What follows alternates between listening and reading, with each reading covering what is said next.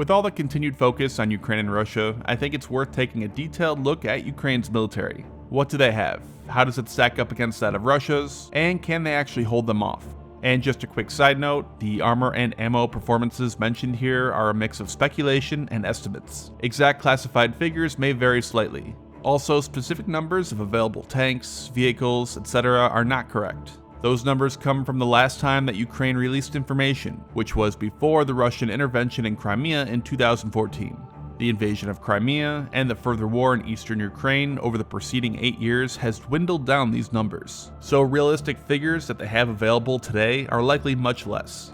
But first, real quick, our sponsor, NordVPN. You know you've heard you need to get a VPN. Websites tracking your data, hackers trying to steal your data, and governments potentially watching all your data. But how will a VPN actually help you? There are several simple networking tools that can help identify people's online activity. For example, here I'm not connected to a VPN, and if I go to nordvpn.com for example, that tool can see it. I can filter it here and see it clearly. However, if I connect to NordVPN and then go back and reload that website and even open additional pages, all that traffic is encrypted. Now that tool has absolutely no idea what I'm doing online. Further supporting this is over 5,100 servers in 60 different countries, protection for your mobile device as well as computer, and protection for up to 6 different devices simultaneously, along with all the other features that every VPN provider should have. NordVPN has also won multiple awards, and they're always highly recommended by tech experts. So go, use my link. With a 2-year plan, you get a 70% discount along with an additional month for free.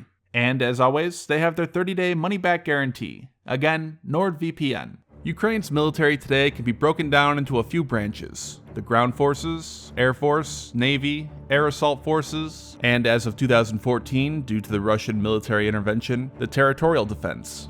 The Army's most common maneuver units would be mechanized brigades made up of mostly leftover Soviet Union forces, such as BMPs, BTRs, and T-64 variants for their tank battalions. Since Ukraine is a large, mostly flat area, the biggest focus and most of the fighting will be done with ground forces.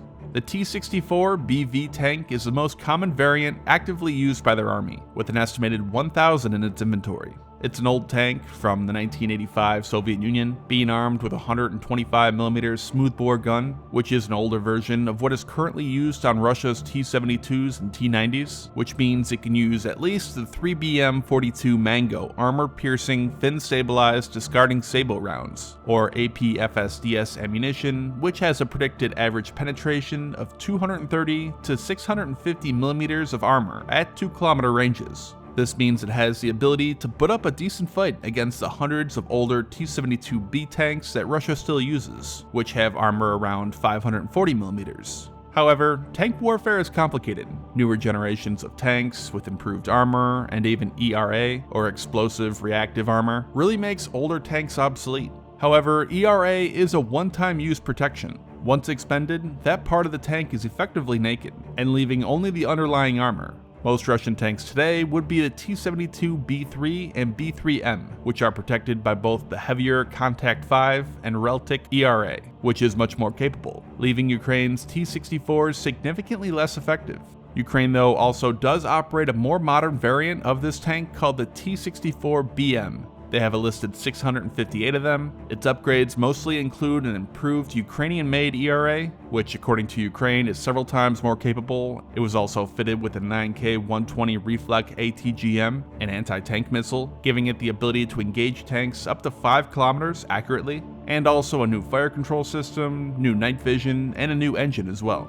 Additionally, they operate several hundred different variants of the T-72Bs, T-80UDs, and BVs, which are some of the most common and best tanks its military uses. These are much more up to par and can put up a real fight against modern Russian armor. The most advanced tank the Ukrainians operate is the T-84. It's armed with the KBA-3, which is an unlicensed copy of Russia's 2A-46M gun, meaning it can shoot all the same ammunition types as its Russian counterpart. It can also fire the locally produced combat 125mm ATGM. It also has a new Ukrainian-made Noza ERA, which is also stated to be able to withstand tandem-shaped warheads, along with 120 and 125mm APFSDS rounds. The tank is powered by a 1200 horsepower, 6-cylinder engine, which gives it real good maneuverability. It's also equipped with the Varta countermeasure system, which is used to try to spoof incoming anti-tank missiles, along with a thermal imaging sight, making it much more effective. All these upgrades to the T-84 bring it up to comparable levels of even Russian T-90 tanks, although there are only a few of these in service, roughly 100 T-84s and only 5 to 10 of the upgraded T-84 BMs, so really nowhere near enough to change the outcome of a war. The Ukrainian ground forces also have thousands of BMP-1s and 2s, BMD-1s and 2s, BTR-3s, 4s, and 80s, but all of which Russia has or has newer versions of.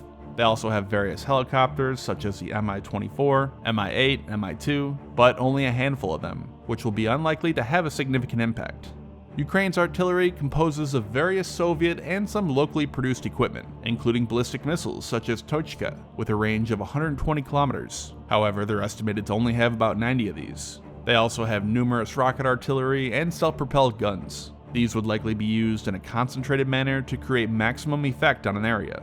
And finally, and most importantly for ground forces, anti-tank weapons. They have things like the famous RPG-29. This weapon is what was believed to have been able to penetrate the ERA-equipped British Challenger 2 tanks, and able to seriously damage several US M1 Abrams tanks in Iraq, and possibly even some Israeli Merkava tanks in Lebanon. Ukraine has also received several hundred of the US-made Javelins, and the British-Swedish MBT Laws. They also have 9K-115 Metis, 9M-113 Conquerors, 9K-111s, and a locally made, reportedly more powerful missile, the Skif, which is said to be equal to that of the US TOW. It's claimed to be able to penetrate up to 800 millimeters of armor, even behind ERA.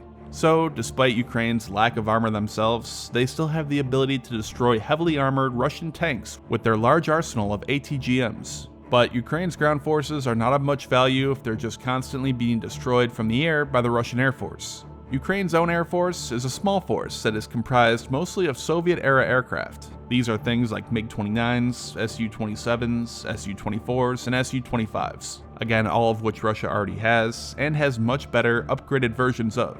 And since they have all these in pretty few numbers, it's unlikely Ukraine's Air Force will be much of a threat against Russia's Air Force or Russia's own ground forces. In terms of air defense, they operate numerous S-300 systems that are spread across the country. These are larger, long-range systems, able to defend large areas, but are also significantly less mobile. And Russia is also very familiar with the system and ways to counter it. They also have many short-range systems like Tor, Buk, Osa, Strela 10, Tunguska, and ZSU-23-4 AAAs, all of which are designed to make it as difficult as possible for Russia to use their greatest asset over Ukraine, their Air Force. With all this, Ukraine has a pretty capable military. It has a lot of the hardware needed to put up a good fight. However, their lack of a solid air force to hold or even just contest the skies will make that job extremely difficult. A real important question would be how disciplined and driven Ukrainian personnel are. Will they stay and fight, or will morale quickly shatter and lose any cohesive defense? Either way though, in the end, Russian combined arms tactics will almost certainly overwhelm Ukraine. The capital, Kyiv, will likely be taken in a few weeks. Some more dedicated Ukrainians might attempt to form an insurgency, but it's unlikely to succeed in overthrowing a new pro-Russian government in Ukraine. Most people just want peace and life to go on, regardless of whether that's under a more pro-Western and European government, or pro-Russian as it was before Euromaidan. So, if Russia did invade, in the end, they'll win.